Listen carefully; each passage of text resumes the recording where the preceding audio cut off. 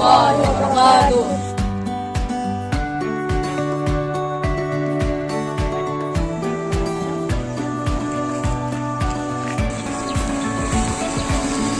Allahumma shalli ala sayyidina Muhammad. Astaghfirullahaladzim. Subhanalladzi sakhkhara hadza wa kunna muqrinin wa inna ila rabbina.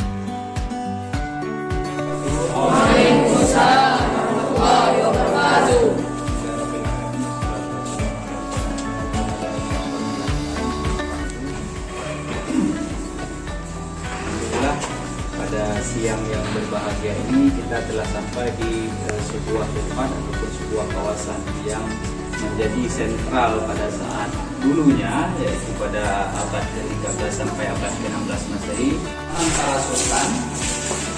Di sini adik-adik bisa melihat ada makam ataupun pusara daripada penguasa Samudra Pasai. Mungkin bisa masuk lebih dalam di sini.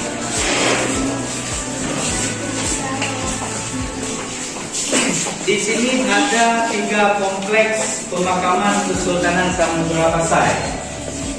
Jadi di antara sangat banyak makam-makam, kompleks makam di Samudra Pasai. Ragam ornamen adalah hiasan. Maka ada batu nisan. Bisa kita lihat keindahan yang mereka